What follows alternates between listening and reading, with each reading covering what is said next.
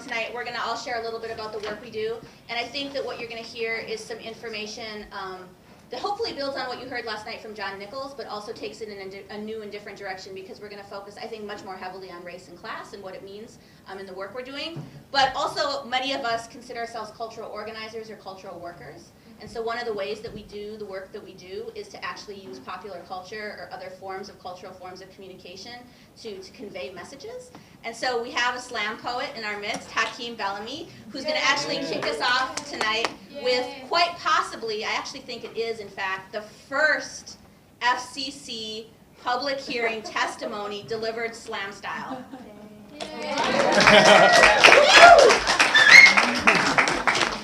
So I have to use the mic? Yeah, just so they can. Okay. And I say that, but in all seriousness, he did deliver this poem in slam style to FCC Commissioners Copps and Mignot and Clyburn earlier this year. Yeah, thank you. Where's it on? This thing on? Check. It's only for the camera. It's only for the camera? Okay, cool. Thank you. So, thank you, Amalia. She's like, you're going to read a poem. And I'm like, no, I won't. But every poet likes to read their poetry. So, it was an honor to be asked to do it. And that was really like the beginning of a long sequence of events that ended up landing me at the Media Literacy Project. So I can look back at that poem very fondly. But it's something that we've been doing in Albuquerque and you've all been doing. And the panelists will talk about tonight, just using all available outlets, right, to talk to each other. And at this particular institute, we're a lot talking about social networking and social media, but long before social networking and social media, there were like campfires, right? And there were like late night conversations, and there were bonfires with African drums. And in some of those environments, people were spreading news through song, through poetry, through storytelling. So that's just the tradition I come from. So when I was asked to do it, I was like, cool, I'm gonna write a poem. And they were like, make sure it's 90 seconds. And I was like, slam poets are long-winded, so I don't know if I'm gonna do it in 90 seconds, but it all worked out. And when I did this at the FCC hearing in Albuquerque, I had my 2-year-old at the time, son in my arm, and he was heavy. So, should have kept it under 90 seconds. So it goes like this. Open letter to the FCC. There's nothing private about the internet, so why start now? Half the people in this room RSVP'd to come see you, Commissioner Copps. And there's another room full of us web streaming this right now at their house. And we're not going to let this be framed into cyberbullying and Facebook accounts. We're talking about a third of the US population that's already suffocating without it. It's a natural resource, not an outlet. Like water versus water skiing. Not a luxury we can live without when half state and federal forms must be electronically filled out. But you can live without the skis. This is prologue to the tale of two nations. I say no borders means no warfare as opposed to the occupation of information. Some speculate that an educated electorate is not desired. That's how the in power stay empowered. Instead of trying to 3/5 our intellectual property, they ought to respect the government's proprietary knowledge. Their ARPANET became Telnet in 1975 after Kleinrock's packet switch technology and hierarchical routing, and now that the hierarchy is pouting, we can't let them buy the rug right under from out us. The last the industry won and we lost was right around the Communications Act of 1934, and all they wanted back then was 25% of facilities for public interest. And all we want right now is the FCC to stand by us and its mission to regulate interstate and foreign commerce and communication by wire and radio so as to make available, so far as possible, to every citizen of our country a rapid, efficient, nationwide and worldwide wire and radio communication service with adequate facilities at reasonable charges. And if you saw my Comcast bill, you'd see it's as reasonable as a robbery. Half the applications for jobs already require a PC or a Mac, and half the hoods and reservations don't even have that. Instead of tying us together, it'll be dividing us by class. And in this desert, where the middle class has dried up all its ladders, now we're even running out of electronic bootstraps.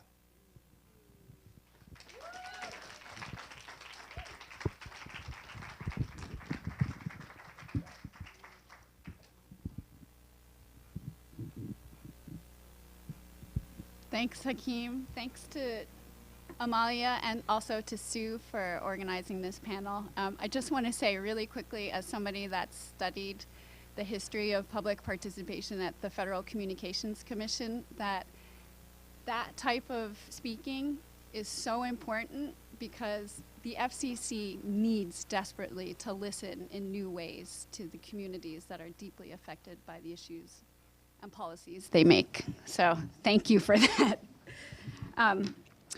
Welcome, everyone. Thanks for coming out on a Monday night. My name is Sita Pena-Gangadaran. I am a research fellow with the Open Technology Initiative and a visiting fellow with the the Open Technology Initiative is at the New America Foundation. I just started last week. And I'm also a visiting fellow with the Information Society Project at Yale Law School. I like to think of myself as a traveler between the worlds of organizing, policymaking, and academia, and consider myself an engaged scholar. And what I want to talk about tonight is some of the history behind media and social movements. That is, movements that are organizing around racial and economic justice, using media as a central strategy for changing the situation of inequality, not only in the United States, but I think in ways that also resonate with things happening outside of the United States. I'm going to focus on two periods. I'm going to talk about the age of television, which I'm sort of pegging to the 1970s, though I know it's much longer and broader than that. And I'm going to take us up to the current age, the age of all things digital, and just briefly talk about how digital media are creating new forms of social exclusion and also provoking new ways of responding to those forms of exclusion and inequality. So the 1970s, why talk about the 1970s? The 1970s were an incredibly important time for civil rights groups, Latino communities, African American communities, tribal communities, thinking about how to change media representation on television. This wasn't that surprising given what had preceded the 1970s and the civil rights movement, mainstream civil rights movement, using TV as a specific platform to challenge, to expose racism to a wider public and bring, have people in their homes, in the comfort of their homes, witness racism and poverty throughout the United States. So it's not surprising that this was the case. It was also not surprising, or in fact, it was made more salient by the government, the United States government, producing a report following the riots that had happened in the late 60s, specifically linking the lack of fair and responsible media coverage to the problems in the inner cities across the United States. So there was a general climate that something needs to happen on TV. And for a lot of African American, Latino, tribal communities, they recognize that there are two ways of going about this. One way is to actually think about challenging the policy world, right? We can go into DC and we can try and protest the types of licenses that stations own and go about transforming the media landscape that way. Or we can actually just target media makers directly, that is, go to Hollywood, work with the studios, or actually initially not work with the studios, stage boycotts, hold massive campaigns, letter writing campaigns, really just stir things up in a way that Hollywood executives had never seen before. And to a certain extent, that was more successful than the licensing challenges that groups inside the Beltway tried to fight for. I think of the 70 or so license challenges that civil rights groups brought before the FCC, only one was successfully won. Whereas with the campaigns to transform media culture, the culture of media production in the Hollywood studios was far more successful. It wasn't perfectly successful, but I think that there was a lot more immediacy to making sure that certain stereotyped images were not put on television, a certain immediacy to organizing actors of color saying, actually, we don't want to play those roles anymore. It's, you know, we're tired of that. This was a major major moment, I think, in media and social movement history, where civil rights groups were not thinking of transforming the media as something separate from their set of tasks that they needed to be involved with, something that was deeply linked with how inequalities persist in the United States, right? So if you can change how you're portrayed, how people perceive you on TV, you go a long way in changing the perceptions, changing public understanding of what it means to be a person of color, living in a poor setting, living not just in an urban setting, but perhaps in a rural setting. Fast forward 40 years to 2000, more than 40 years to 2011, and we're living in a very, very different world. We have the internet, a network of networks that was designed to decentralize control of communication. We have software applications, whether that's the Googles, the Facebooks, my personal blog, that run on the network. We have a million new gadgets, right? Your iPod, your phone, your e-reader, that try and connect you to this network so that you can get information on your own personal little screen, as opposed to a TV, which was something shared with a group of people. I want to argue that the affordances of digital technologies today, more so than TV, are creating divisions that we don't yet have the vocabulary to describe. I think that we're starting to talk about these divisions. I'm not suggesting that the problem of representation on screen has been solved. In fact, they have not been. They've gotten better. But I think that digital media have created a new form of non-transparent power structures that we need to pay attention to. And one of the changes that concerns me the most has to do with something called data profiling. And data profiling's link to online marketing and online advertising. So just to get a read from the room, how many people have heard this term data profiling before? Awesome. So we're working with a highly astute audience. For those of you that don't know, data profiling refers to the ability for different parties to collect information about your behavior, like your purchasing history, what you buy on the internet, or your search history, the fact that you looked up some health information related to some ailment you thought maybe you had. It refers to things that run on not just the internet, but on private digital networks, such as credit card networks, or where financial transactions happen. Data profiling often also includes mapping of your geolocation using GPS tracking devices or software that's built into your various digital devices.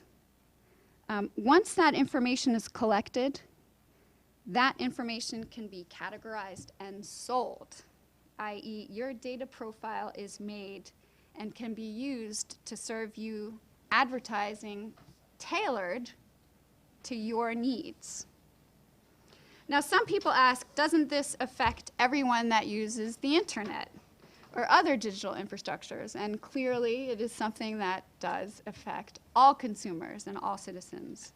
But I think the consequences for communities of color, especially poor communities of color that are thinking about going online or already online, are devastating. Take, for example, the subprime mortgage crisis.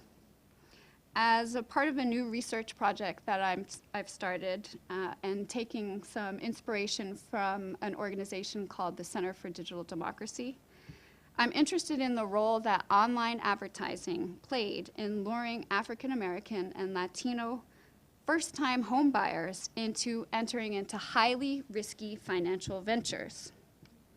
In a filing submitted to the Federal Trade Commission, the Center for Digital Democracy drew attention to the massive size of online advertising budgets of subprime lenders. For example, mortgage lenders countrywide and Low Rate Source were 2 of the 10 biggest spenders for online advertising in July 2007. On top of this, many financial websites employed behavioral marketing firms which purchased data collected from credit card history and other types of databases to coordinate online and offline targeting of African American and Latino customers. In the preliminary research that I've done to date, by looking at the trade press, the banking trade press, this targeted form of this targeting of high-risk consumers was a very long time coming. As early as 1997, banking executives were talking about going into underserved communities, reaching them through the internet in order to generate profits in this new financial market, this relatively newly liberalized financial market. One of the experts that I dug up in some of the research that I've done claimed that whereas the low-income neighborhood someone living in a low-income neighborhood might have trouble finding a place to learn about financial products, the internet makes finding information low cost, easy, free of stigma. But subprime lending obviously wasn't about removing stigma. It was about sheer exploitation. And as we know today, African American and Latinos were the hardest hit in this game of predatory lending, with significantly higher foreclosure rates today. The point is, you can't always see the type of discrimination that happens in digital networks. The problem is not readily apparent, like it is in television, where you can point to gross misrepresentation that has a visceral effect. Today, companies are engaging in a form of discrimination which, for the most part, is unknown to the user. So as more and more communities contemplate going online and benefiting from the wonderful things that the 21st century communications landscape has to offer, the issue of being profiled is increasingly coming into play. It comes into play as you decide whether or not to go online at all, right? If you're an undocumented worker, if you're formerly incarcerated, if you have some sort of history of being surveilled by the state or by corporations, why would you want to go online when you don't feel trusted, when you don't feel you are protected? It is obviously also an issue once you are online and attempting to take advantage of all of the amazing things that digital infrastructures claim to offer. So I don't want to end on a doom and gloom note. I'm actually really excited about a number of organizers that have started to look into this issue. One group in particular is based in New York City. Some of you in the room are very close to them and have worked with them. They're called People's Production House, and I think they are some of the most innovative in tackling this problem of online surveillance. So the work of PPH includes teaching immigrant communities and young people of color about the best ways to take advantage of new mobile technologies, right? So this is the type of digital technology that serves as a lifeline for many individuals in these communities. The project is called Dialed In, and it involves curriculum about how to use mobile phones. So how to use it as an expressive technology to capture the stories that you're experiencing in your day-to-day life. It teaches you how to understand the basic mechanics of the phone, from the software to the hardware to how your phone connects to a digital network. It includes how to decode your mobile phone bills and why you're being charged for certain things, and the larger policy framework in which your use of the mobile phone is either facilitated or constrained. And in addition, and this is the part that I find most interesting, is that it also includes learning or teaching and creating possibilities for confronting online surveillance. This means engaging or using technologies that allow you to use your phone anonymously. It includes turning off geolocational devices or tracking on your phone, and generally protecting yourself from the onerous forms of data profiling that happen through mobile networks. So Dialed In, I think, is one of the first efforts. It's certainly not the last.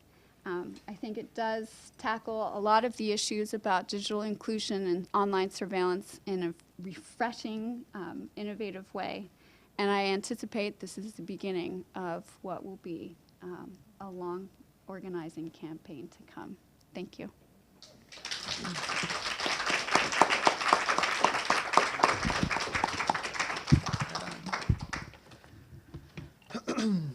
Good evening. So, did you introduce yourself or no? You just went into it, right? You did? Oh. See, that's why I wanted someone else to do it. My name is Khalil Shahid, and I am, well, for the past year, I've been the project coordinator with the Center for Social Inclusion and coordinating the organization's broadband equity policy strategy. In my full time, I am a PhD candidate in the Center for Energy and Environmental Policy at the University of Delaware, where I'm concentrating in getting expertise in economic geography. And so tonight, I'm going to talk a little bit about, social movements and media, but first, to ask the question, what type of social movements, are we talking about, particularly in relation to Black communities, but also I think, a great deal of what I'm going to say has a lot of resonance to Latino communities as well. And so I'm going to talk a little bit about, to sort of frame this in the economic context, and then, go a little bit into my experience in New Orleans, because I'm actually originally from New Orleans post-Katrina, and what happened there, and some of the implications of these trends that we saw on the ground there, and to sort of highlight the importance of broadband internet media infrastructure and what the lack of it meant in New Orleans, and for the way leadership, the way the city was presented, so on and so forth. So I just want to get started. And so basically, just to start to say, oftentimes, when you hear conversations about whether it's, network, broadband networks, internet, telecommunications policy, oftentimes it's presented or it's framed, as this issue of technology or engineering, is the problem, when really the issue is economics. Economics, frame the debates. Economics drives the policy, and our economic sort of points of view or ideology sort of drive and frame the way that we understand and seek solutions to the problems about, coverage, about deployment, about spectrum. Economic, ideologies underpin all of these things. And so when we talk about, social movements around media justice. We have to really, be critical and really be deliberate about naming and understanding what type of social movements we want to see.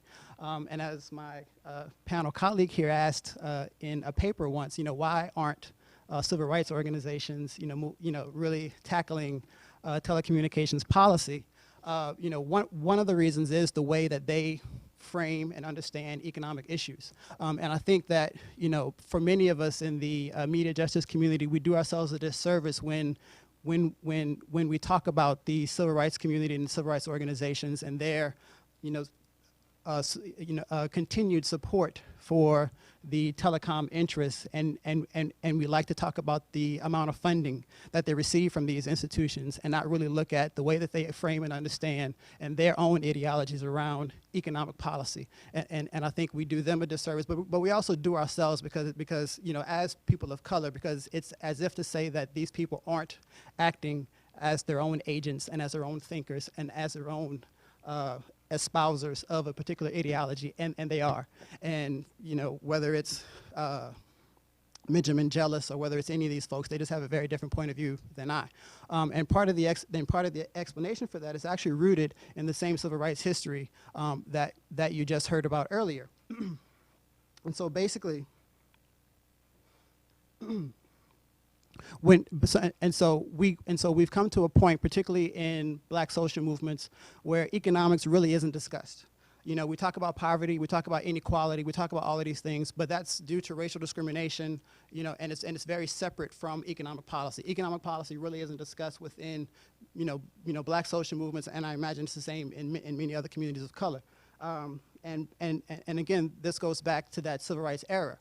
Part of the history of the civil rights movement, was at a point where, for instance, the NAACP made a very deliberate decision to remove economic justice from its civil rights framework. It was pressured to do this by people like Eleanor Roosevelt. That was part of the debate between whether Eleanor Roosevelt was going to remain on the board of the NAACP or whether this socialist named W.E.B. Du Bois was going to be on the board. And they chose Eleanor Roosevelt. She's the first lady. You choose Eleanor Roosevelt and you send Du Bois to Ghana, where he lived out a very good life. But so there was a very deliberate point within the civil rights movement when its frame of analysis, its approach to social justice was limited to what we call civil and political rights and economic rights. Economic justice was removed from their conversation, and there was a deliberate decision not to pursue internal economic development strategies within the black community, because the idea was that, once we remove the barriers to Jim Crow segregation, once we remove the barriers to political and civil participation in society, then the economic barriers to the mainstream economy would be removed and our societies would be able to integrate fully into these into the mainstream economy. And that's what you see being repeated today when you see NAACP, Urban League, and so on and so forth supporting AT&T, T-Mobile merger, supporting Comcast, NBC merger, because there is a deal that's been made that if we support your policy, then the benefit will be that you will hire people from our communities into your expanded corporations, even though those jobs are only going to be in the marginal sectors of the corporation. We know that, but that's the best benefit that we can win for our communities. And that's what you see happening repeatedly, because this conversation within our communities hasn't been had about what type of economic policy do we want to have.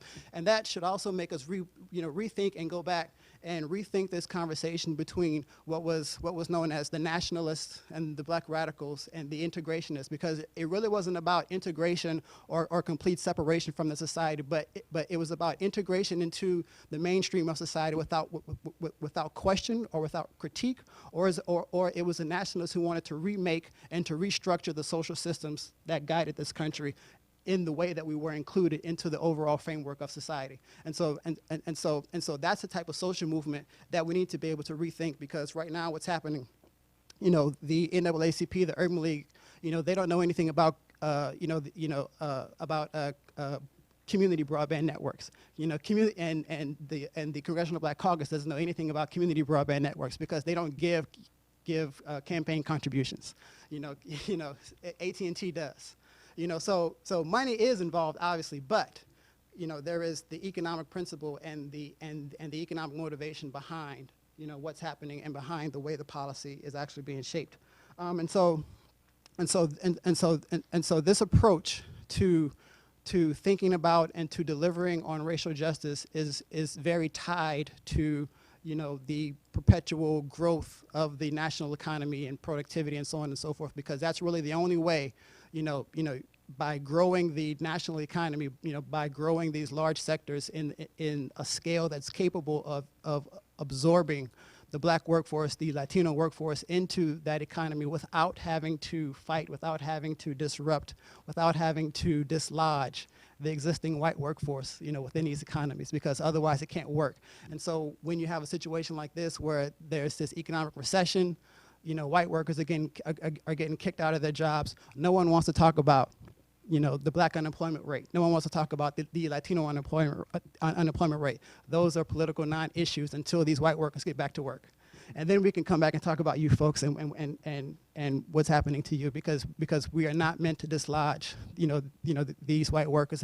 And that's really, you see that in the rise of the Tea Party and the sort of the fragmentation of white working class political interests from the elites. It's so on and so forth, but I'm not going to go there. That's another paper.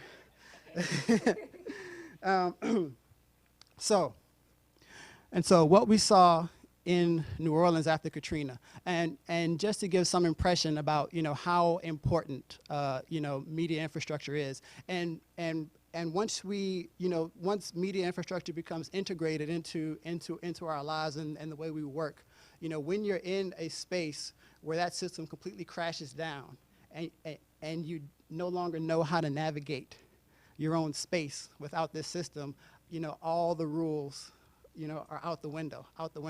There were, everyone's heard about, and while so much of the media reports of, the crime and the violence and all of these things were just horribly exaggerated, we do know, and we're still, and it's still coming to light, a lot of the abuses that were committed by the police department, not only in New Orleans, but the surrounding parishes as well. And in one interview with police veterans who were still on the force at this time, one of the more important things they said, what really shook them up was the breakdown of the police information system. And it was the breakdown of their internal system of communication that removed the veil, removed the barrier between them and everyone else. The fact that they had badges, uniforms, guns, police cars, none of that mattered because they could not communicate with each other anymore. Then as far as many of them were concerned, they were no longer police.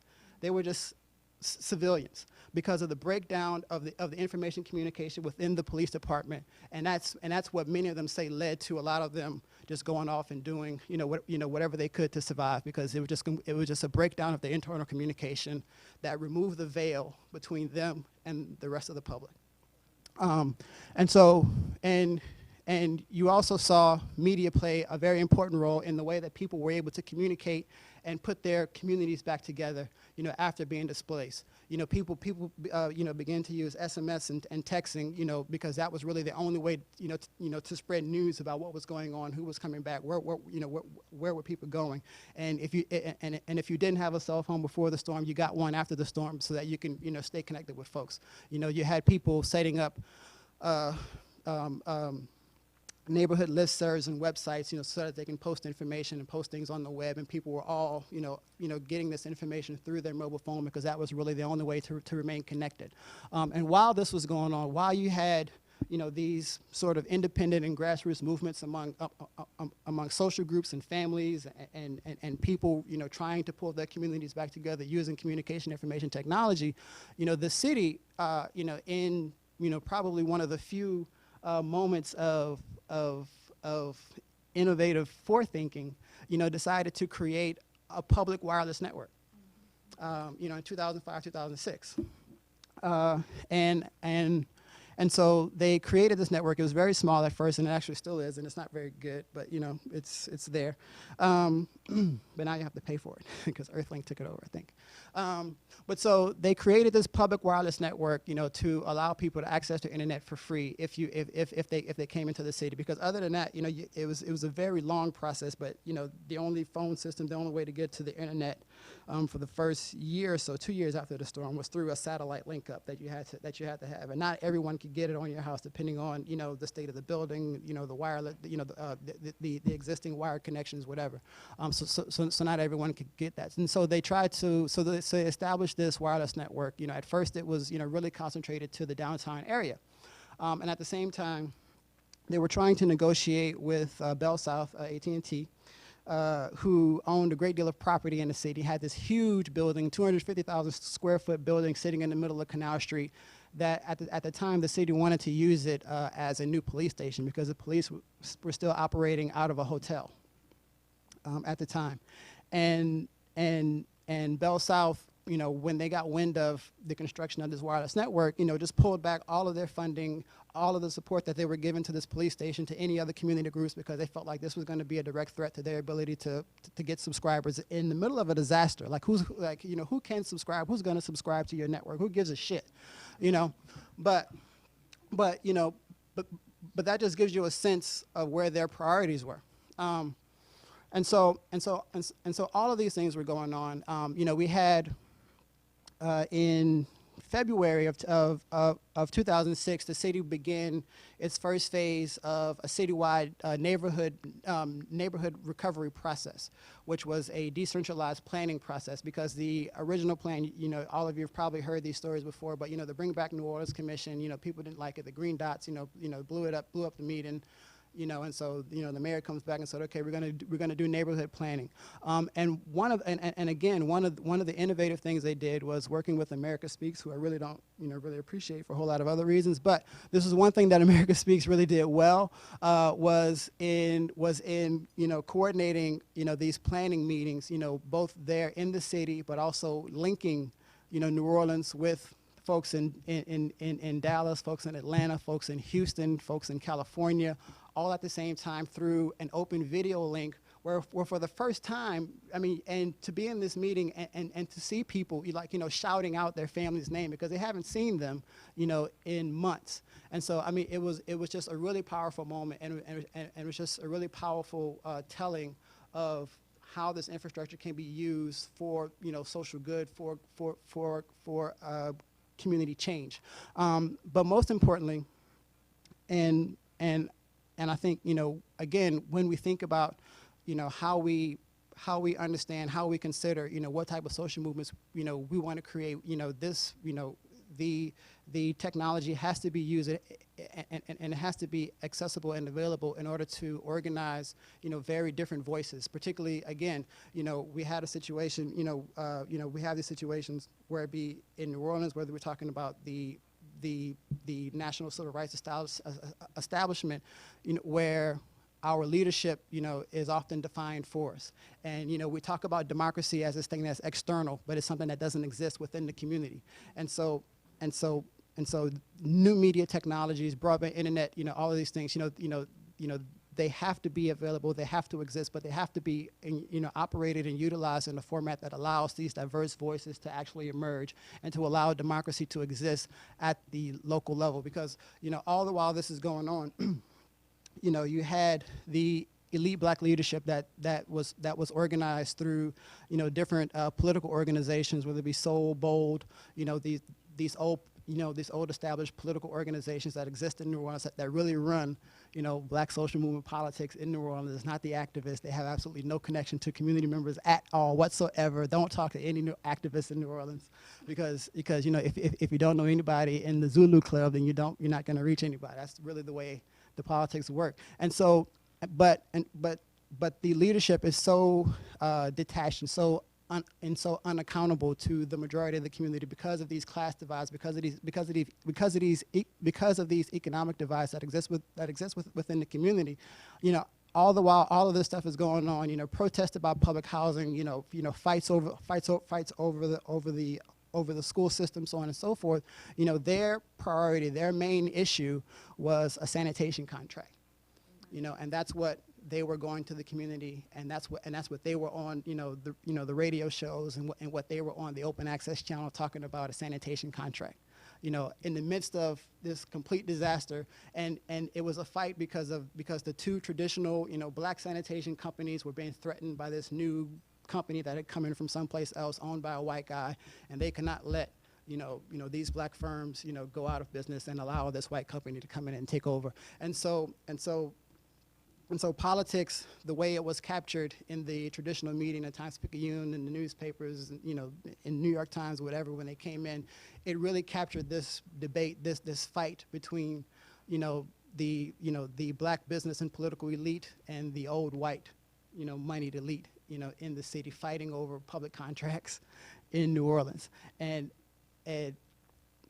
while the community, was going through all these processes, was going through all of these changes, and very little of it was actually captured. Very little of the story, was actually able to be told. I was very interested, in the, and I've been thinking about it for a while, but like, when I saw, the protests erupt in Wisconsin, and then there was also, protests in Ohio, around all of these things, and I was just like, wow, we had the entire population of public school teachers in New Orleans fired without a word, without a protest, without a march, without a sign, without anything. Nothing happened because the leadership, it was just not an issue of their concern. It just was not, an issue that the leadership wanted, felt was necessary to organize around, and there was no other way. And there was no other, form of expression. I mean, there was no other medium of expression. There was no other way for other leadership to emerge, outside of the traditional channels, because of the way it's just been locked down.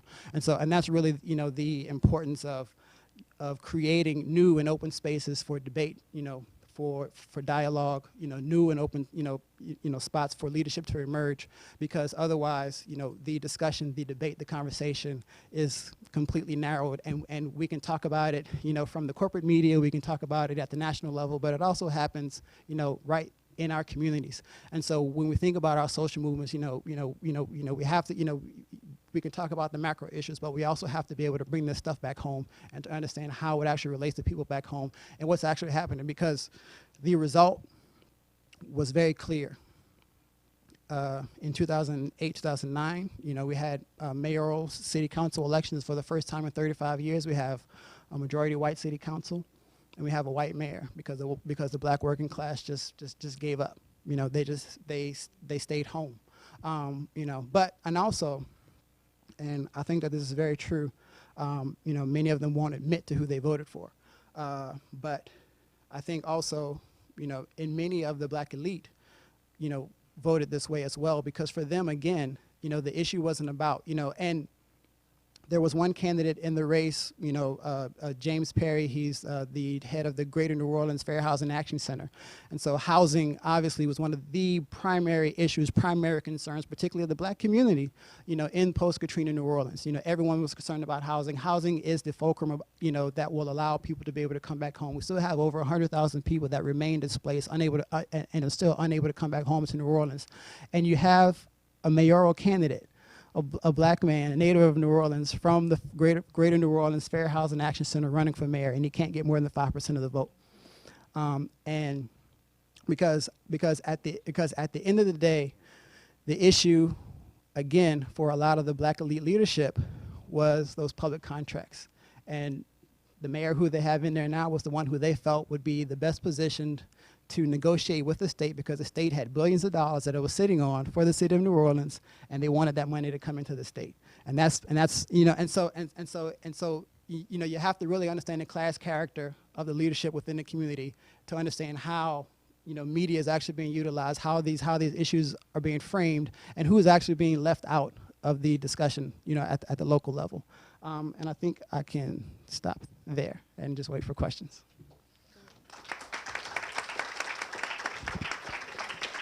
All right, so I have the unenviable task of going after these two brilliant people. You heard a little bit about folks who situated themselves in language called media justice, right? And I want to share sort of 5 points with you today, and kind of put some character to what do we mean by media justice, because the truth is it's much more than a slogan, it's much more than a phrase, even though in many circles it's sort of what everyone says they're doing. And what I want people to walk away knowing is that, you know, media justice has a history that comes out of social and economic justice movements. It's not being young and hip and cool, it's not picking up a flip camera, it's not throwing something up on YouTube, and it's not tweeting to the world and getting people out at a march. You know, we have a long and deep history. So my name is Amalia. I come from the Center for Media Justice. They're based in Oakland. I actually live and work out of Chicago. And our mission at the Center for Media Justice is really to create media and cultural conditions that strengthen movements for racial justice, economic justice, and human rights. And at the Center for Media Justice, we often use the tagline because we believe the right to communicate should belong to everyone. And that's our way of sort of tipping our hat towards Article 19 of the Universal Declaration of Human Rights that says people should have the right to communicate across any border, regardless of any frontier. And we do believe that the right to communicate is, in fact, a fundamental human right. So what do we mean when we say media justice? We're talking about a visionary transformation of media and culture. And we're talking about both narrative culture and structural, right? So we're looking at structural and systemic forms of oppression, but we're also looking at the cultural and narrative ways that we communicate, which is why we have folks like slam poets who are with us, which is why we'll end with a remix of a song, because we're not going to place a hierarchy on how knowledge is created, nor are we going to allow anybody to place a hierarchy on what types of knowledge and what forms it's disseminated in back to our communities. When much of the knowledge about what we need in the world and how we need to be with one another and how we need to live healthy and sustainable lives is actually traditional knowledge that has come to us through generations of learning. So we talk about media justice as a framework. You know, there's certain values that are part of it. You know, it's participatory. We feel like it should be relevant, and it should be strategic.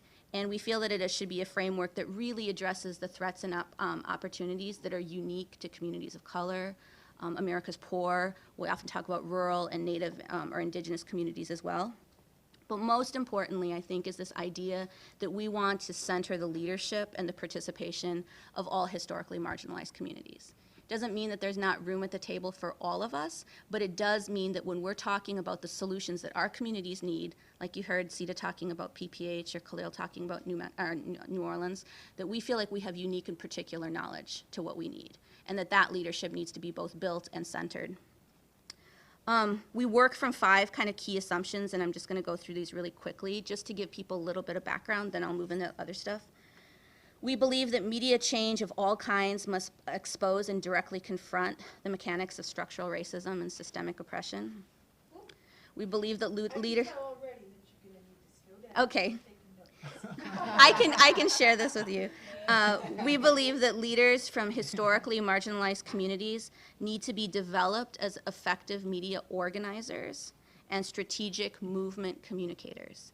And I use the word organizers deliberately. We are not building a movement full of individual activists who operate in a way that they have the right to get angry about whatever they want, and they have the right to kind of take action about whatever they want. I'm not saying that that's wrong, but I'm saying that there is a different form of, a different kind of relationship, a different form of action that happens when you are trained as an organizer, because you are accountable to a people and you are accountable to a community. And for communities of color, this is particularly important because the way that we've internalized oppression in our communities is through an individual identity. And we do not need to be, our communities do not need us to be individual actors or people of color that can be tokenized in other relationships or spaces. We need to be accountable as peoples to ourselves and to one another. We want to work on media policy and advocacy. We believe that it's more effective when it's related to primary justice issues. So when we talk about things like spectrum or all these words that no one should really know, right? Like spectrum, symmetrical upload and download, jitter, what else is there? Throttle, like these are some of the classics, right? Like we believe you shouldn't use those words in a sentence unless you're talking about things like healthcare and housing and a right to food and education. Like we want to address primary issues in our communities. And we feel that, you know, treating people to be compelling communicators is important because we need to have a public voice, and we have been so shut out of the democratic process. You know, I'm often in spaces with progressives where they're talking about, you know, is this what democracy looks like? And I'm always the one in the room, or there's several others who are kind of like, we're still waiting for democracy. Like, we don't know, this is not what it looks like, but we don't even know that it's come. And so I think that we need to have the skills and tools to be able to tell that story. And we're movement builders because we feel like when we strengthen our sector, you know, we're strengthening the overall justice sector. When we're being able to tell our own stories, when we're able to frame the battle in a way that makes sense and resonates with everyday people, and when we can influence policy like media rules and rights from that perspective. Okay, so here are like the 5 points I'm gonna make, and then we're gonna go into hopefully a really great discussion. And this is to just offer some kind of background to what you heard the other two folks talk about, and hopefully some of what was touched on today. So point one, I think most people in the room know it. What's true is that we're experiencing a really unprecedented global change in the media landscape. So we're living through a time when there's more consolidation than we've ever seen in terms of ownership, but also the increased influence of the US news and entertainment in media around the globe, right? So we're consolidating ownership, and we're also exporting, you know, a sense of what it means to be in the 21st century that we're really imposing on the rest of the world. We also know that these conditions present real threats to communities of color and the poor. So we know that without access to and control over digital platforms, we really lack the means to transform any kind of public narrative, but particularly one around race and class, and most importantly, power, right? And particularly on these new digital platforms. So you heard last night a lot of talk about how these digital platforms are sort of the wave of the future in terms of, you know, moving from communicating one-to-one to one-to-many. But if we don't have control over those platforms, all we're doing is we're communicating a larger and more toxic message to more people and quicker. And then I think the other threat that we really face, and I'll talk a little bit about it, is this real insidious role that telecoms play in our communities, right? They're disrupting local economies, some of what Khalil talked about. They're misleading the public by and large. And more importantly and dangerously, they're really pitting communities against each other, but particularly communities of color. So why does this matter? You know, why do I care about broadband? I backed into policy. I came to policy from organizing. And work as an international human rights attorney. I really worked on cultural rights and traditional knowledge. And I came to broadband work because I, like many people, began to realize that it was the backbone against which all other work was done. All of our communications work, all of our connections, how people were sharing information. This was all against the internet. And we didn't really know what it was at the time, so we sort of made the road by walking. But now we know, you know, we knew it before and we know it more clearly now that broadband is so much more than a communications tool. It's in fact the backbone, the economic backbone for the world really, but particularly it's an economic, it's a backbone that's deeply tied to economic and social inclusion. Or if you're on the flip side, it becomes the dividing point around social and economic isolation or exclusion. So we've heard it mentioned in the president's speech at State of the State. We have heard broadband named as a Millennium Development Goal. We have heard the UN Secretary General talk about it as a human right. But we also know from major research that it's this prerequisite to social and economic inclusion. We've also heard quotes about people talking about how it really, without broadband access, communities cannot actually build or develop their local economy. They can't, therefore, then create or contribute to a state or national economy.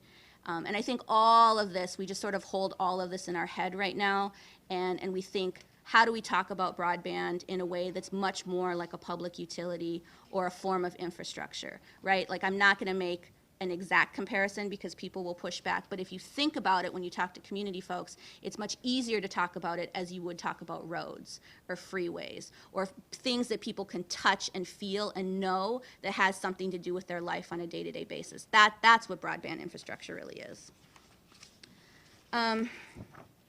Point 3 is that the digital, so given all of this, when we talk about the digital divide, and I think particularly in marginalized communities, it's important that we understand that when we use the words digital divide, we're always talking about something that's more than digital inequality.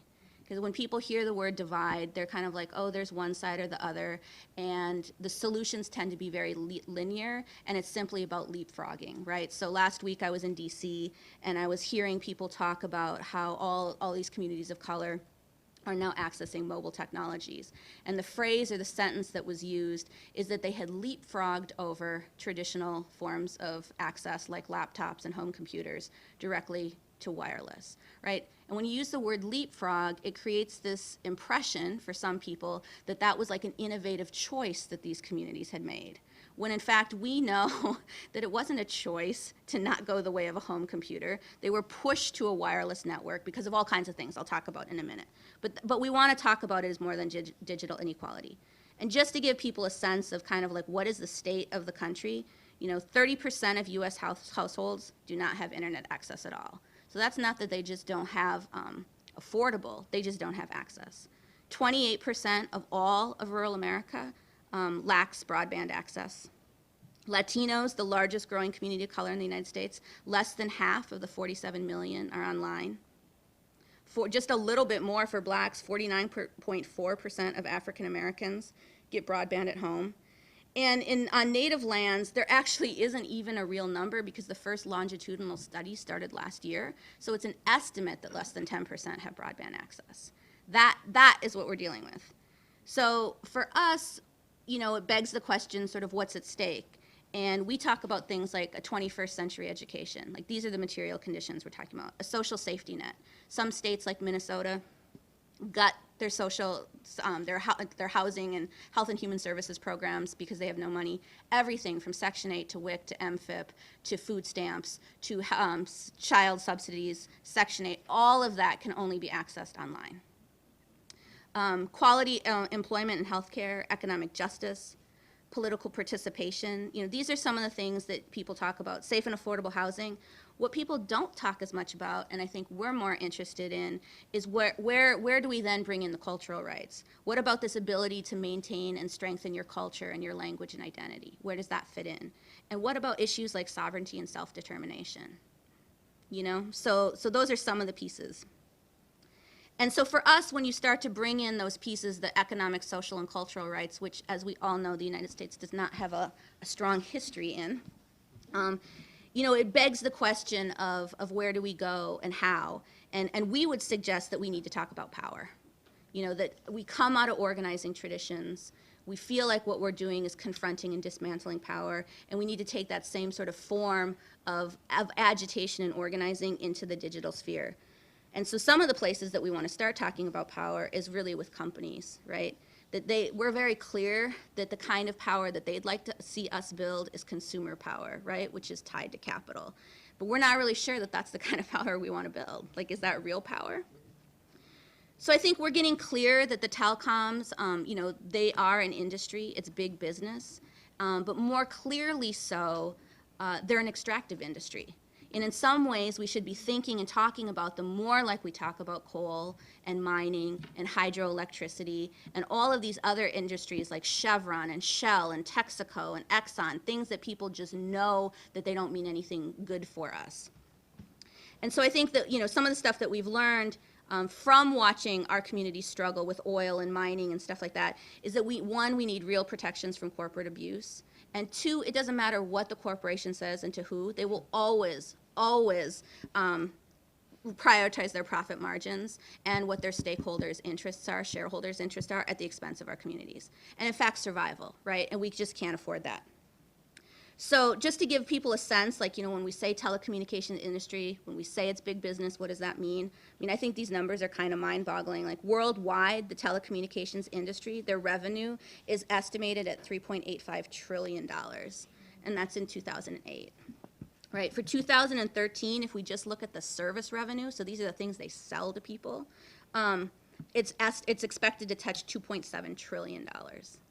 You know, so that's just the service. So this is big money, and there's a lot at stake.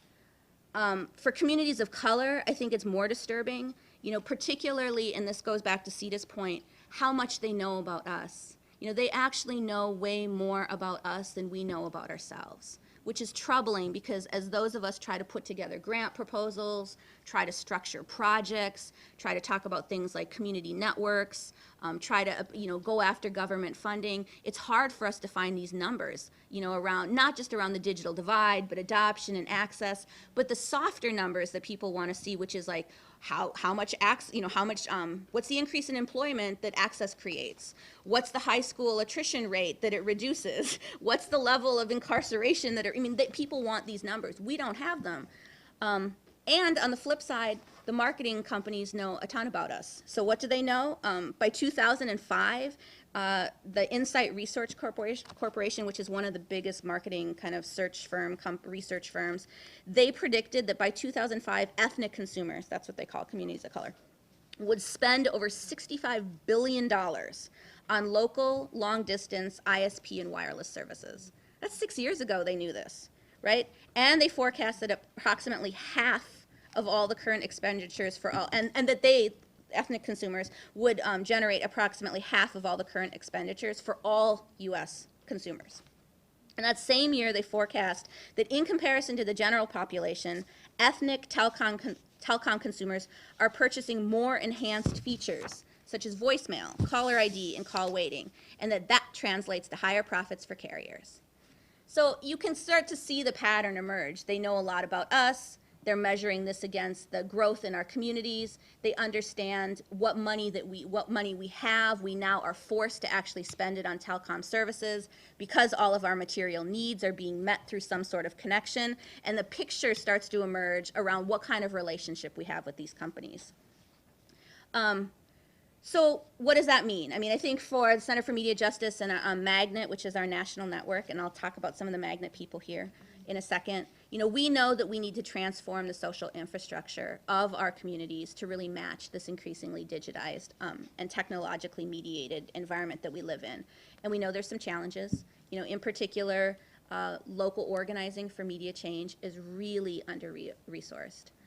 It often happens in geographic isolation. So what's happening in Minnesota is not connected to New Orleans, is barely connected to New York. We don't know I shouldn't say we don't know. We don't have a way necessarily of building deep connections throughout North America and then across the globe.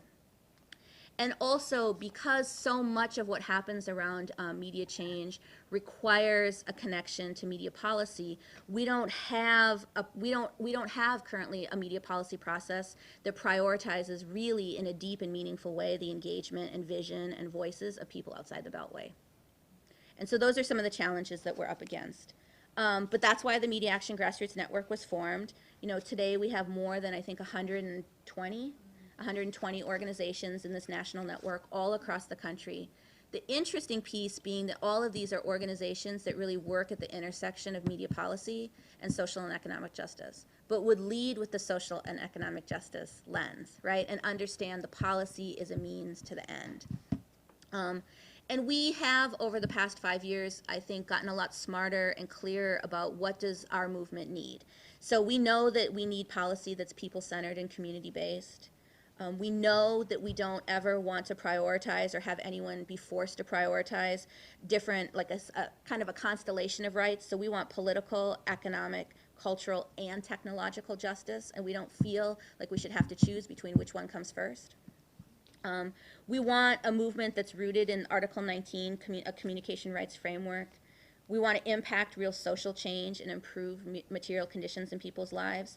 And I think we also want to really clarify this intersection between digital justice and other forms of justice. So how does it relate to criminal justice, education justice, economic justice, environmental justice, and migrant rights?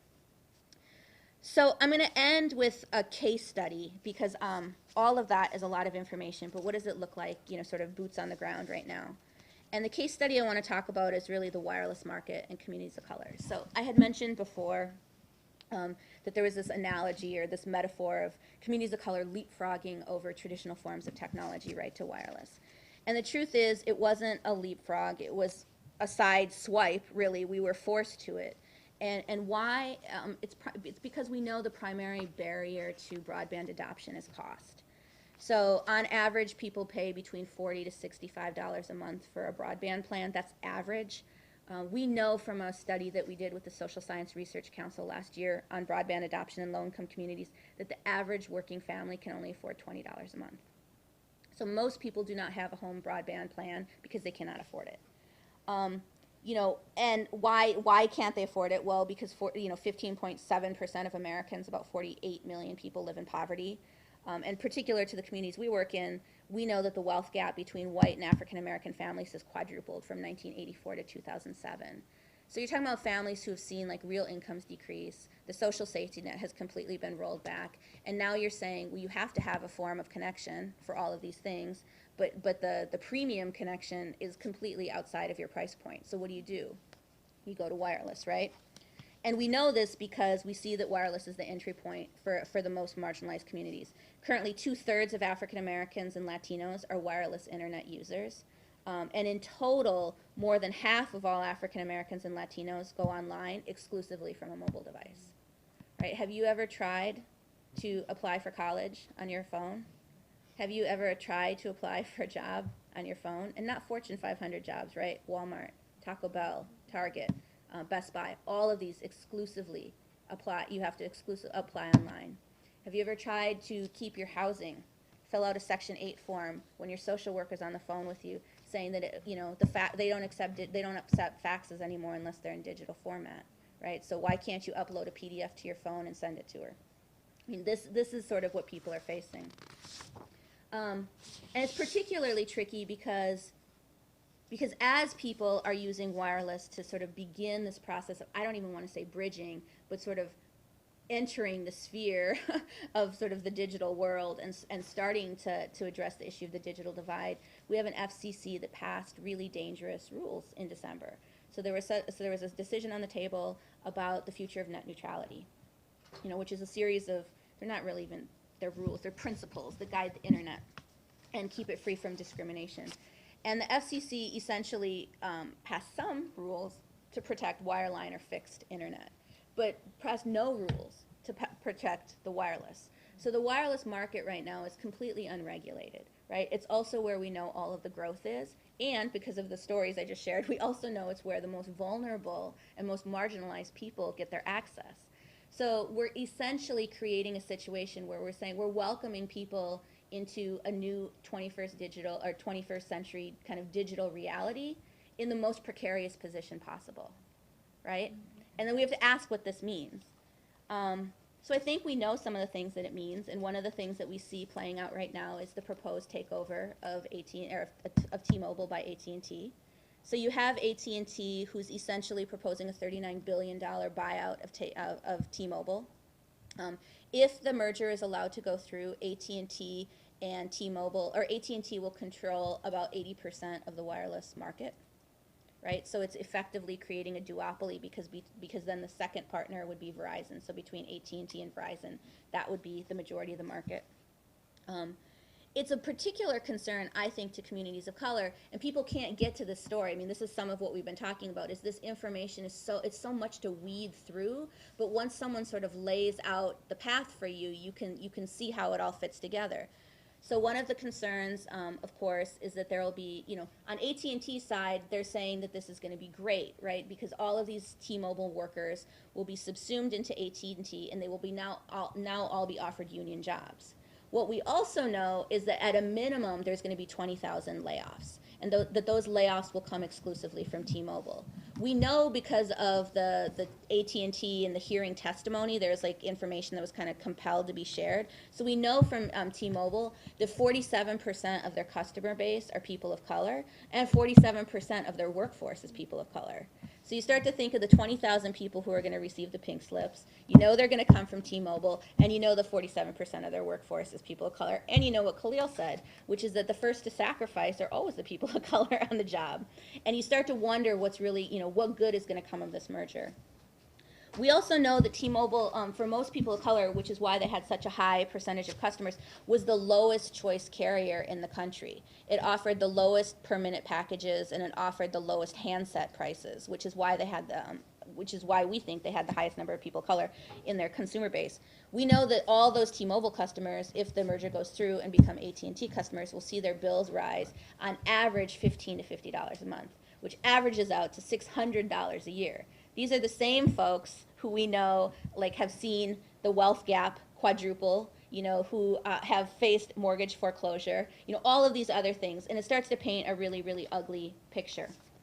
So I think, not to end on a doom and gloom, but to instead say that there are people who are organizing and fighting back on this. Here's something that, the average EJ organizer, the average housing justice organizer, the average immigrant rights person probably doesn't wake up in the morning thinking what, the fight that we need to get involved in is the AT&T T-Mobile fight. But I think it provides an opportunity to show how all of these issues and connections, the intersections between all of them, and how everyday folks, and particularly from marginalized communities, can actually build power together in a way that touches on sort of this whole constellation of justice issues that are of concern to our communities. So I just want to shout out some of the magnet people who are in the room. So we have Ejel from Center for Rural Strategies. We have Letty from Media Justice League. We have Ocean from Center for Media Justice. Hakeem from Media Literacy Project. Stephen from Main Street Project. Betty, I work with. But I'm saying all this because all of them are engaged in this work, right? Of both around changing the policy rules, but also taking on the merger. And I think that over the next 4 or 5 days, while you're here, I would encourage you all to talk to them, because there are ways that we can help you make the connections to the work that you're doing back home, whether it's environmental rights, education rights. I know people here talk about social justice education. I've heard all kinds of things from people, but we need more people to join with us, because this is a big fight that we're up against, and one that we need more people to get involved in. And I think before should we do the? So we're gonna do one little fun thing, and then we're gonna have a conversation. So again, to kind of pull back and talk about this whole cultural rights, technological rights, all of this, and how do we share information, how do we educate people? One of the ways we do it is through remixes, right? Because people know, if people, it's kind of that pop ed principle that if you're working with material people understand from their own life, then that part of your brain doesn't have to be exercised. You understand that format, and new information can come in. And so we have a remix that we're going to use to talk to people about the AT&T T-Mobile merger. It was made by our friend Stephen Renderos from Main Street Project. We're going to play it, then we're going to take a minute to relax from the song because it's fun, and then we'll have a conversation for the rest of the time. So go for it. In order to get the full audio quality in the video, I'm going to use the microphone. So I'm Stephen Renderos, Main Street Project. I'm out of Minneapolis, Minnesota. And we started doing remixes actually about a couple years ago when we first really started going to Washington, D.C. to meet with commissioners at the FCC, to really start engaging around media policy issues. And the reason it was so important for us, at least back then, is because it was really kind of like an intervention where we were entering a space that we had never been to before. And it was very clear that that's what was happening. And while we were there trying to accumulate a certain language that was very prevalent in that space, how do you take that information and really translate it back to the communities that we live in? And so for us, one of the ways to do that was through song, through music, through hip hop, which is something that I'm very influenced by. And so we've done a few over the past couple years. We did a remix of Lady Gaga's Poker Face, not my particular favorite artist, but we called it Broadband in Your Face. And then right around the time that net neutrality, the principle of non-discrimination on the internet was really big, and the FCC really needed to step up and regulate the internet, we did a remix to Warren G's Regulate, which was really successful as well, which we actually utilized in a lot of our public town halls. We played that at the beginning of the town hall that we did with 2 FCC commissioners in Minneapolis, and that kind of set the stage for what the conversation was going to be like. This most recent one is a remix of Notorious B.I.G.'s More Money, More Problems, and it's called More Mergers, More Problems. And so you'll get to hear me rapping on there, although I typically want to work with other people, and it just so happened this time around because of timing I had to do the rapping and the singing, so I apologize for that. The only other thing I'd say, just to present this, is that this is a part of a larger strategy to really start engaging communities around the AT&T and T-Mobile fight. And so one of the things that we're doing in the lead up to really releasing this song, you guys are actually going to get a preview to the song. This hasn't been released publicly, and so you guys will be one of the first people to actually hear this. We're gathering signatures right now to send a letter to the Department of Justice and the FCC, the two main bodies that are going to be making a decision about the merger. And we've got, we're trying to get to 300 signatures by the end of this week. We're, I think, less than 40 away from getting there. So I would encourage all of you, if you haven't signed the petition to come out against the merger, this is your opportunity to do that. And the petition will be available at our website, magna.org, and you'll see that at the end of the video. Or you can do that, sure. So this is gonna, once we get to those 300 signatures, we're gonna release it and very publicly say, like, people are coming out against this merger. Because the other thing that's important to know about the merger is that there are groups that supposedly represent a lot of the people in this room that are positioning themselves speaking for us. And this is an opportunity for us to speak for ourselves.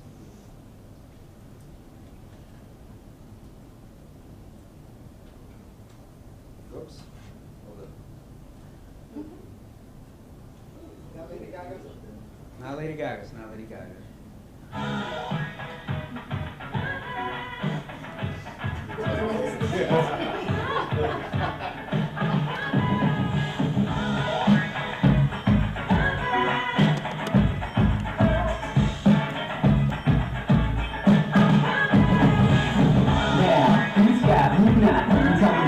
From the iPhone 4, I'm talking from the sky, who gets the bill shot, who's going to stop? Typical customers who've been throwing out the rack, the same old script, AT&T lobbies to get big, Verizon, are you gonna buy a script? Guaranteed if you want them to be selling, limited gather plans for more money, and that ain't funny, cause options going down, people need to put a stop to this now, organize, east to west, north to south, inner cities, rural towns, black and brown, where the real people at? With your cellies in the air, come out against this merger cause it just ain't fair. I don't know what they want from me. It's like the more mergers we come across, the less options we see. I don't know what they want from me. It's like the more mergers we come across, the less options we see. That's right. We want to see more people mergers. No more T-Mobile AT&T mergers. No more Comcast NBC mergers. No more Sprint and Verizon mergers.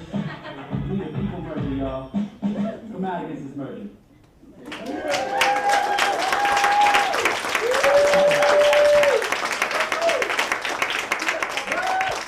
The last thing I'll share about this is that we held a youth media camp at our organization a couple weeks ago with a group of youth. And we played this song for them, and it was a way for them to really understand what was happening around the AT&T Mobile merger, and they're actually going to help us make a video for this song. Yay. And so just to show you, this is a tool that can really be utilized for education and for engagement and for political action. And I'd really encourage y'all to really think about the ways that you can incorporate culture and arts, just like we did today. We started with poetry and we ended with music, and just really being intentional about the utilization of culture and movement building. So thank you. Yeah.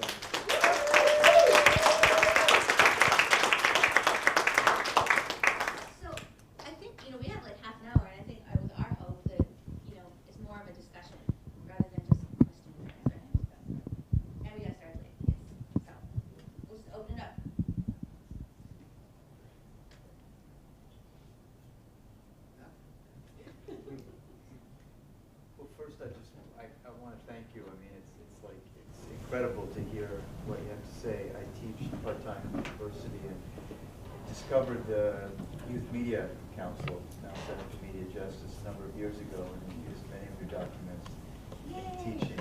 And it's just been so important and inspiring in terms of looking nationwide at who is leading the struggle for media democracy, media justice. I'm wondering whether there are, as you talked about it being utility and the importance of bringing that principle about, when I talk with people about some of these issues, the idea that we pay for all, it's our money. The bottom line is everything that's being done is our money. It's not their money, it's our money. And to wage that kind of struggle with young people and others as like, whose system is this? You know, an old commie socialist perspective that is so demonized in this culture, that we're not allowed to talk that talk. And so I'm wondering, because it becomes something that's across color lines, it's working people across the board who are being screwed by Comcast and, you know, the range.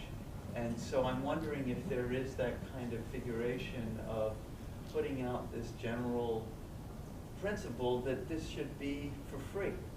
We pay for all this stuff. You know, you get a wire in your house, and for the rest of your life, you're a slave to this company, paying for direct, you know, 300 stations of nothing.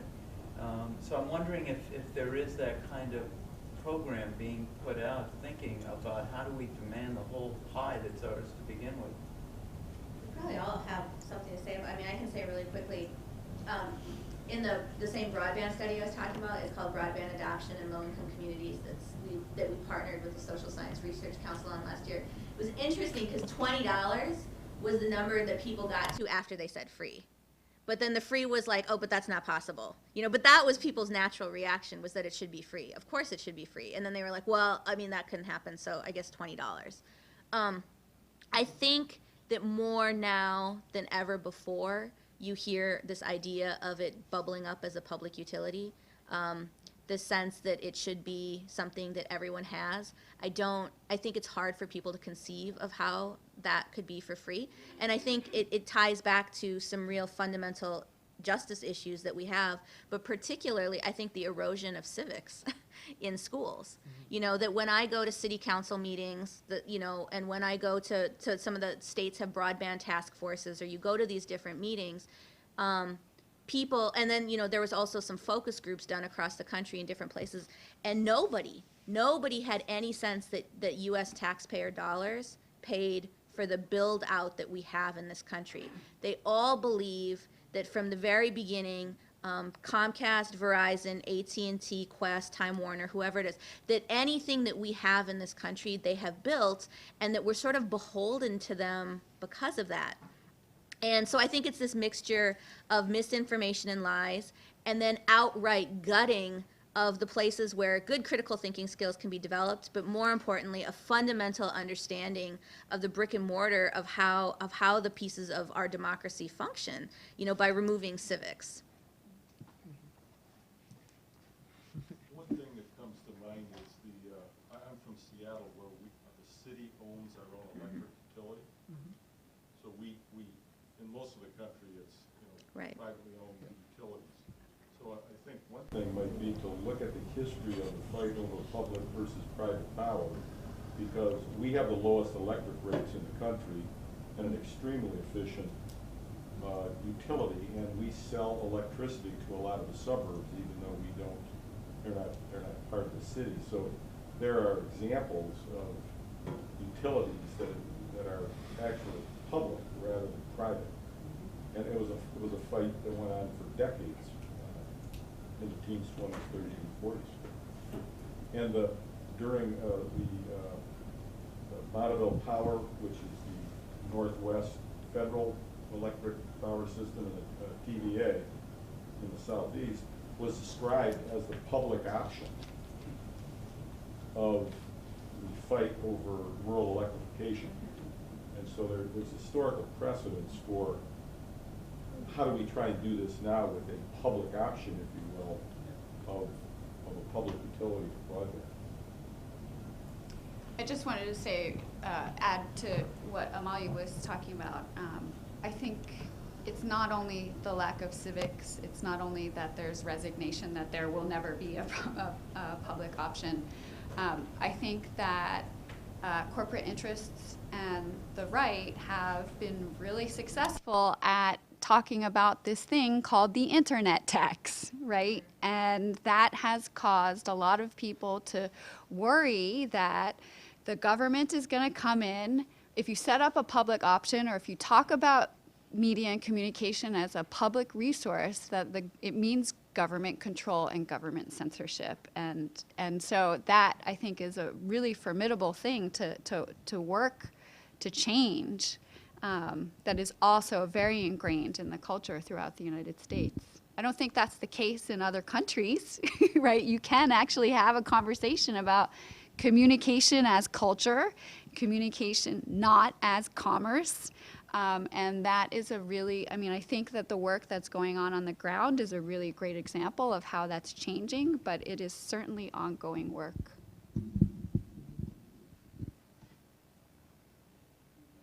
And I'd like to say, that the work that we do at Center for Rural Strategies and with a group that we coordinate called the Rural Broadband Policy Group really tries to elevate the examples that exist in rural communities and underrepresented communities already that are either, for local broadband networks, whether they are community, municipal broadband networks or nonprofit broadband networks or cooperative broadband networks or even anchor institutions, where several institutions within a town, whether it's a school, public safety, fire department, or other places come together and actually develop a network like the one that Khalil was talking about to provide services in places where big corporations are not providing those services. So there are alternatives, and some of the work that needs to be done with, that we do, in fact, I think in the media justice, media reform movement, is to try to elevate those stories so that we don't, we're not only left with the option of pushing back on present corporations, but we are creating alternate systems that reply to the needs and invest in the future of communities. Yeah, and I would add to that, like, I'm very new to this field. Only in the past year I've been doing a broadband policy work. But and much of that work has been focused on looking at the issue or how communities of color, particularly in rural areas, but also in urban communities as well, can be involved in creating, developing community scale broadband infrastructure, so that communities of color, not like, in the past, radio or television where we were locked out of ownership of the media infrastructure. We want communities of color to actually come into this, this new deployment as owners and as participants in the actual media infrastructure ownership. And so, but in my work, looking into that and the history of that, it always starts with the rural electric cooperatives and the rural, municipal utilities, and from there on to the telephone cooperatives, and then to today, radio, so on and so forth. And so it always goes back to electric, telephone, and it's sort of this continuum. But part of it, is and this goes back to your comment, the telecoms, what they're working under is this economic concept of produce scarcity, and that's the way that they make their money, by producing scarcity, raising up the costs. There's no spectrum left. There's no spectrum, to give out. The idea that if you buy a subscription for cable TV, that you have to buy a separate subscription for internet when it's the same signal coming through the same wire. And so it's all about produce scarcity and how they can, a la carte all these services and get you to pay over and over again for the same thing, on and on. And also, the third thing, I think, we have to, particularly people on the left have to really, reconsider, this issue. We like to, and we focus a great deal of our attention on what the right is doing.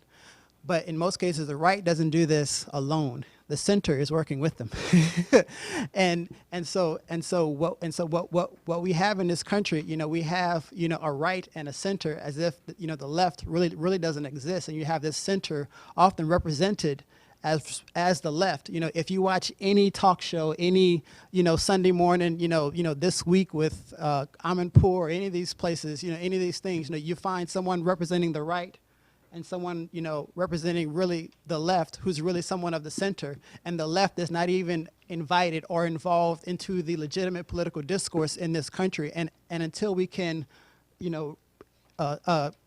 disrupt, this sort of convenience agreement between the center and the left, between the center and the right, and bring the left back into the legitimate political discourse in this country. That's why, the public option is not legitimate discourse, much less, actual universal health care, but privatizing Social Security is.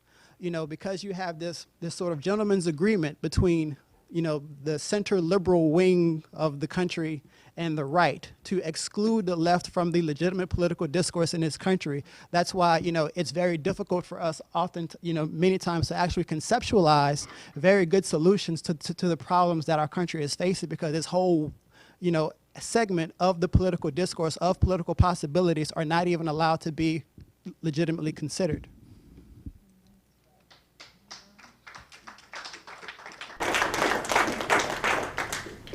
Can I even add to that? That's so well put, Leo.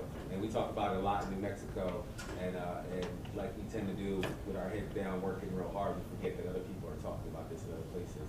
But that's what, as far as, so for the theater people, for the artists, there's something called a foil in theater, right? You know what I'm saying? Which is like the null hypothesis, right? It's like the antimatter.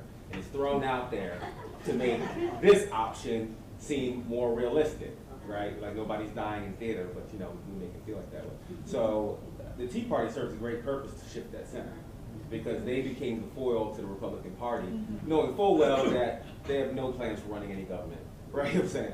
But if they could at least shift the discussion, then they get exactly what you were talking about. You get this right to center instead of this right to left. And unfortunately, because of the delegitimization of our argument, the delegitimization of our whole entire wing of political thought, there's nothing to the left of us to pull us this way and make the Democrats seem more reasonable. And a lot of times when we talk about it, especially in Afro studies, we talk about the tandem in which during the Civil Rights Movement, at least for racial issues for the African American community, that the Black Panther Party served for the less threatening blacks like Dr. Martin Luther King. So without Huey Newton and those leather jacket wearing, Afro wearing, gun having blacks, Martin Luther King had no bargaining point. He could go in to the president and say, you deal with me or you deal with them Negroes out there, what's up? And that's why a lot of what they were able to do was because they had that, and that's a great lesson that the right learned way better than we did, and it worked for us, actually. To just add one little thing, Martin Luther King was killed when he did the Poor People's Campaign, which is very... So, I think you're right when you say you always see the right and the center. So, I look at MSNBC, and you still see usually Pat Buchanan on the right, and then somebody from the Democratic Party, that would be the center.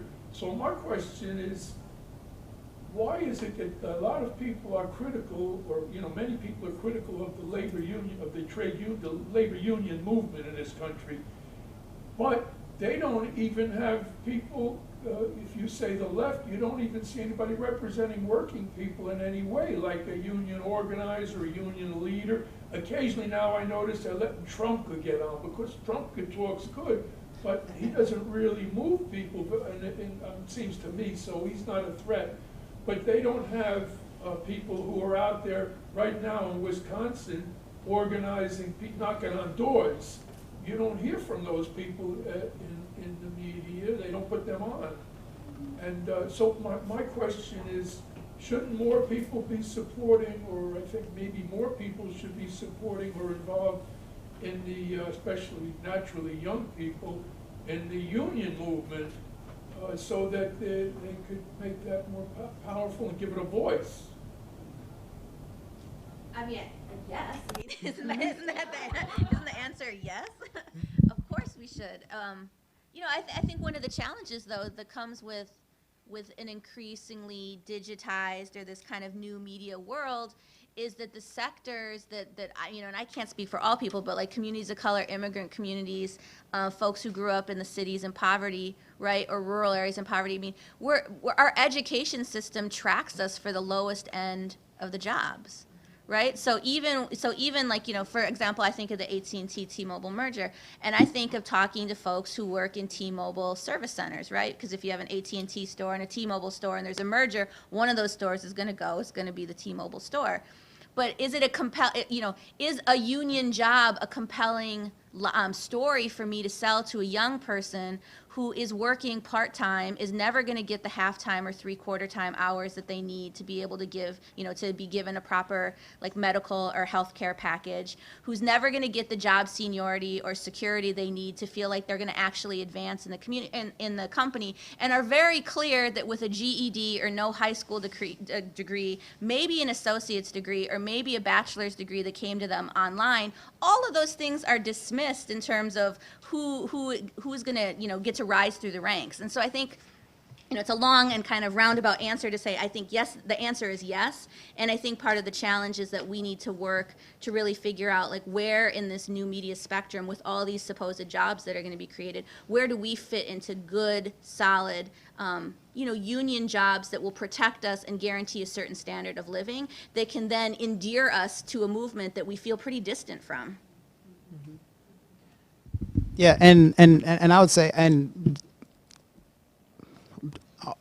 to be a bit more critical, because I think, you know, the union movement finds itself in the same situation and a position as many of the civil rights organizations do, whereby, you know, they, you know, by default have wedded their existence, their quality of life to the growth of the industry or the, you know, corporation that they're laboring under. And so again, you see that with the communications workers of America, you know, oftentimes supporting, you know, these, you know, the interests of the telecoms, because that, you know, by default, you know, supports their interests. You saw it, NPR did a very good report about the corrections union in California and supporting, you know, the increase in imprisonment of people of color, because that, you know, swells their numbers and supports their interests. And so, you know, they find themselves in a very similar situation whereby, you know, for those of us who are outside of the union, you know, the union, by all appearances and actions, you know, works for its own interests, but not for the interests of workers in general. And so, you know, unless the union is able to go back and, you know, rethink the Labor Relations Act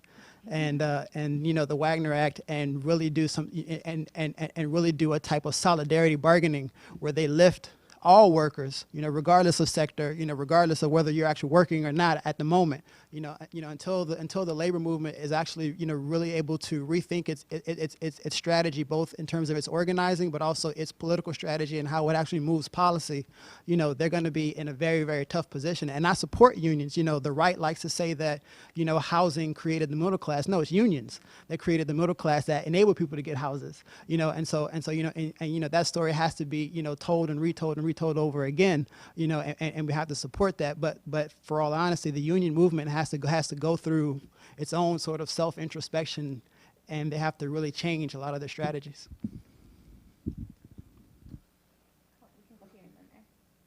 Well, yeah, I'm a little diverted because I have a lot to say about unions, but I'm not going to talk about unions. But I would just like to talk about the Middle East and everything, and all of that uprising that's been happening, and all of that transformation that's been happening. And don't you think that makes a big difference? I mean, in terms of us not just accepting the same old lines and the same old thought of, oh, that's something would be impossible. We don't think it's a different world right now, and that a lot is possible because of what has been happening. And Madison is just a little small, you know, example. I'll answer by qualifying first that I'm not an expert in what's happening in the Middle East, but I will say something that I've learned. So back the story up a little bit. I've been at Yale in the law school in the Information Society project, where there are all sorts of enthusiastic discussions about the sort of liberating power of technology. And so we had long discussions about this issue. You know, if the infrastructure hadn't been shut down, you know, what would have happened?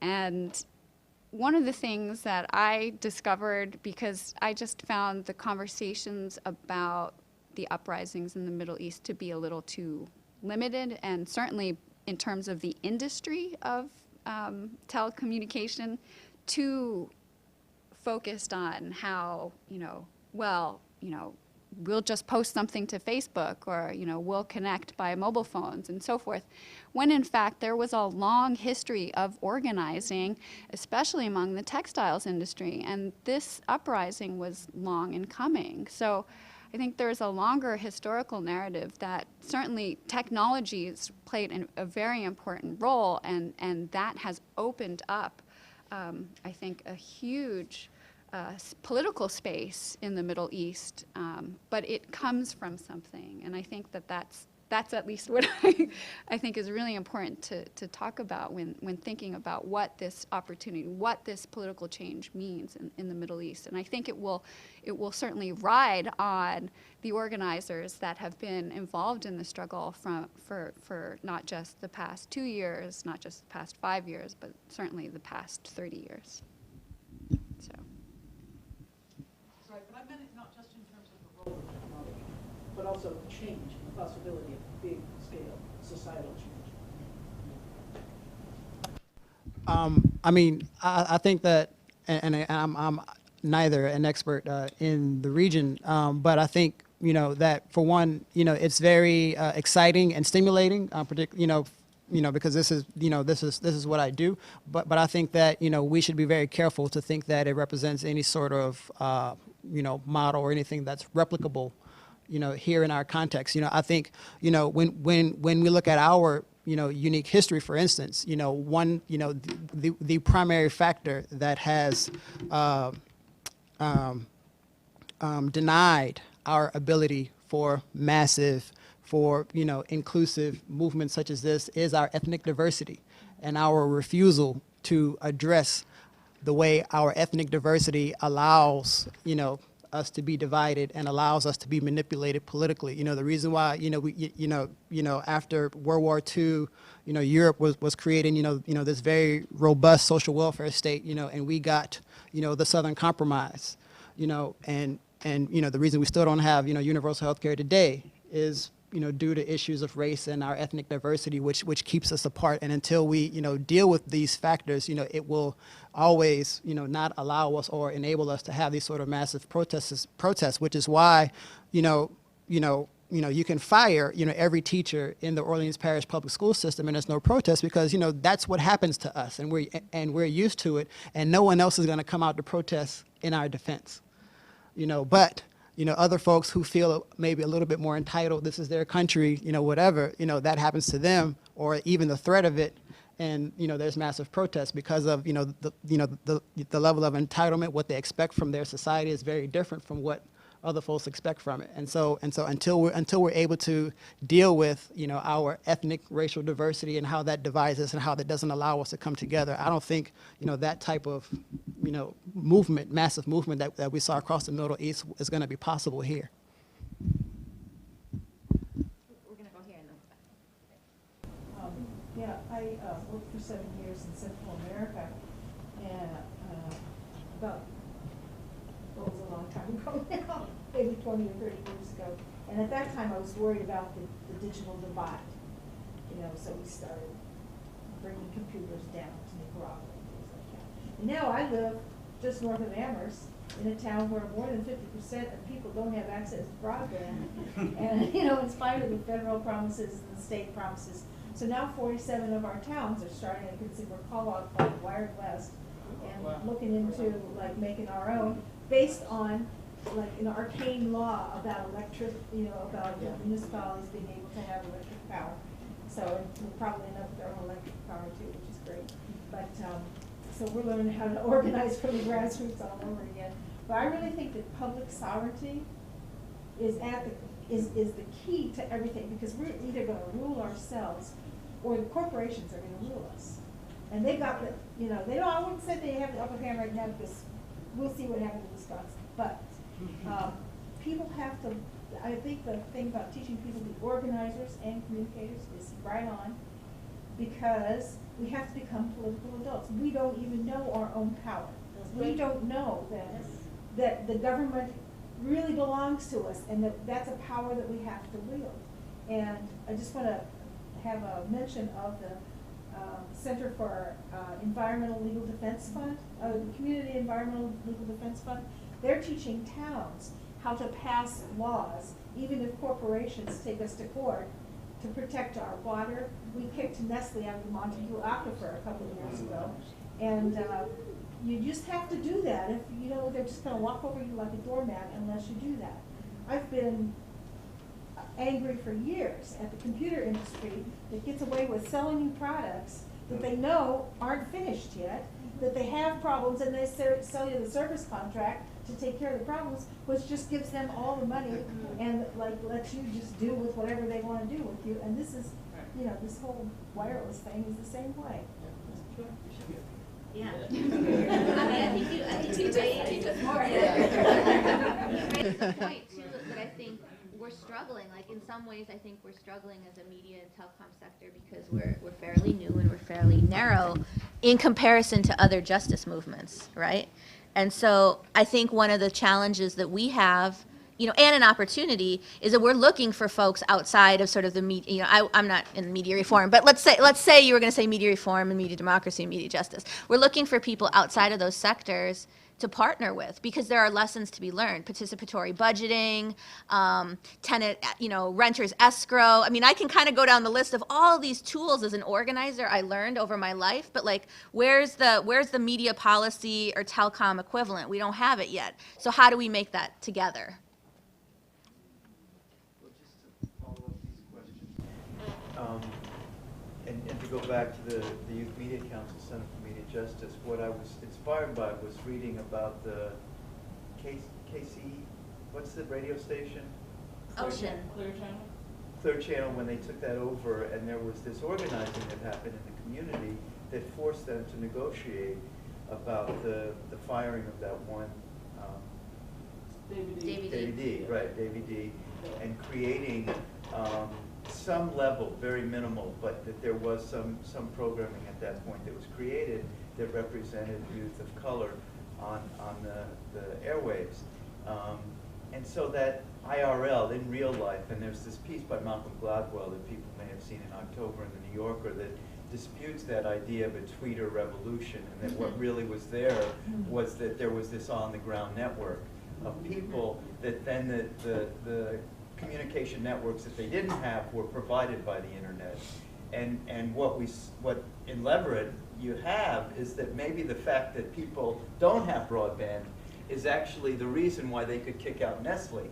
And that the challenge that we have right now, and that's the question that I guess I'm asking is, do you see that organizing on the bottom that you had in the 1930s, that you had in the 1960s, where communities had solidarity among each other on the ground, that the more that we have these devices, the less that we have each other.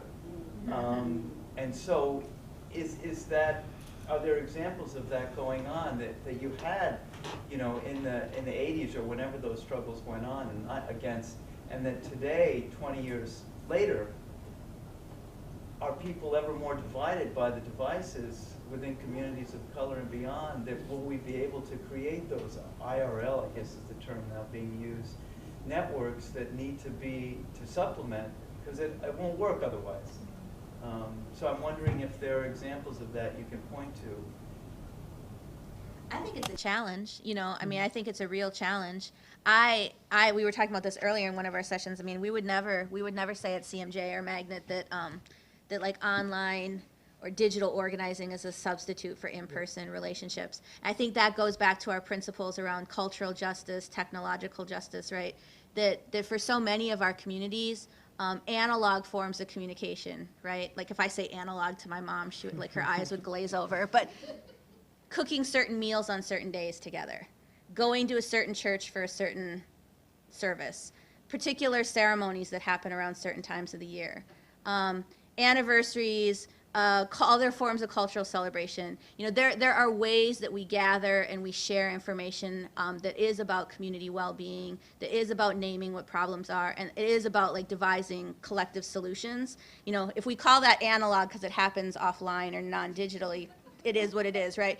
But I think what we don't want to do is supplant that, you know, or even say, like, and not just supplant it like it's not important anymore, but even suggest that somehow in a hierarchy of communication, it like ranks lower than an email or an SMS or a tweet or a Facebook message or all of that. And I think that truthfully, that is some of the those are some of the challenges that we're up against. I think it's also really challenging because of scale and because of because most organizations that we work with are over capacity and hugely under-resourced. And we live in a funding climate that wants scale, scale, scale. And this, is a whole separate conversation about the nonprofit industrial complex. But this drive to deliver on outcomes that are attached to large numbers and quick fixes is something that the immediacy of digital communications is it's fuel to the fire. So how do you, when you turn out 15 people for a community meeting, compete against MoveOn or someone that turned out 650,000 signatures, in a letter that went directly to and how do you have that story? Is the conversation about which is real organizing, or is the conversation around how do we do organizing in a principled way that recognizes cultural differences, that's geographically relevant, that's rooted in community practice, that's, so, and that I think is the place where I sit, is I'm far less interested in the what is right or wrong, what is good or bad, and understanding, this rich history that lives in a particular place and how do we build on it. So all of that to say, I think you're raising points that are deeply, deeply important to talk about, and I feel like we lack the space to puzzle them through together in a way that isn't just a quick, let's leave the lecture, and this is the type of organizing I'm going to go home and do, and we're going to switch our mission statement, and we're going to write a new proposal to do it. Yeah. I'll just add one additional thing. So I spent a lot of time looking at the politics of communication policy making, and I focused on a recent debate, that's still ongoing, the media ownership debate. And I want to come back to what I said after Hakeem spoke, which is that it's the face-to-face contact that really pushes politics. If there hadn't been hearings, if there hadn't been any public forums that were self-organized by community groups in 2002, 2003, and then again 4 and 5 years later, the commission, the politicians, the powers that be would have had no idea to what extent ownership and the control over our media environment affected people on a very tangible level. So, you talk to policymakers, they're very diligent workers. They do their job. Some of them love their jobs. Their jobs are often really boring, right? And it's not until they actually see how people's lives intersect with arcane rules that they're making does stuff happen. So it's really, you have to, and I think that you have to innovate in how you do that, but it's the face-to-face that really pushes things along in the political space. One more, then we probably have to. I'd like to raise the issue of interconnectedness between movements, how critical it is. Virtually everybody in this country is a worker, regardless of race, creed, color, national origin, etc. And farm workers, to use an example, farm workers are as beaten down a group of workers as there are in the United States, and overwhelmingly people of color. And they've never had the right under federal law to organize a union. And that was one of the great racist compromises in the 1930s to get the Wagner. So California is the only state in the country that has a state law that allows workers the right to organize. I was involved in the farm workers back in the 70s, and they had 50,000 members after they won the grape and lettuce boycotts. Today they have 5,000 members in California. They're almost completely wiped out. So there's been a huge fight in California to change the labor laws in California to basically bring in the Canadian system for how you get union recognition in agriculture. And they finally got it through the legislature in 2011, and we were going to have a historic victory for people of color, workers, and union rights, unlike anything we've seen in the U.S. in a long time. And the Democratic governor, Jerry Brown, vetoed it and killed it. And the point of raising this is not just to beat up on the Democrats, but to say, here was a group of workers that represent hundreds of thousands of people of color in California, where the labor movement was trying to build support, and the rest of the country was pretty silent when this went down, right? It's a devastating defeat of epic proportions, and our movements are too split up that when we finally get chances for huge advances like this, we can't pull ourselves together to beat down Jerry Brown. And we've got to fix that, or we're going to keep losing.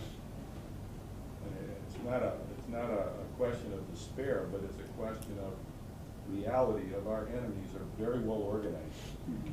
Labor needs more advocates. Well, you know, they were winning the fight in California until you got to the last step, and then agribusiness went to Brown and said, okay, kill it. And then I think you raise a good point that when people don't have, so there's a lot, I mean, we've talked about the right, but there's a lot of ways to organize, and two of the principles that we know always pull people in are safety and belonging, right? Like that it speaks to a human need on a really visceral level, like that need to belong and to feel safe. So I think, you raise the point of like what happens when like the union movement, the labor movement, or a particular struggle doesn't give you that on some level, right? And so what you see now is that there's a whole excluded workers Congress that met separately in New York, a month ago, and while it's exciting and innovative work, and there's great degrees of self-determination in all of those things, it also speaks to a particular sadness and failure of our labor movement in the United States, that it drove people to feel like they needed to have their own Congress that they could have sovereignty and control over as excluded workers, because they didn't have the right to bargain like everyone else. So I think you raise a really good point, and we have to do more things. Angela Davis has this great quote about thinking things through together that I often think about, because I think that we think in like linear and polar ways a lot here in the United States, where what can we learn from one another? What do we have to teach to? And it would be interesting, I think, if we could reframe some of how we battle with what we're talking about tonight and the stuff that was raised in the room about how do we do it together. So I think that's it for us. That's a wrap. Yes. Thank you, everyone.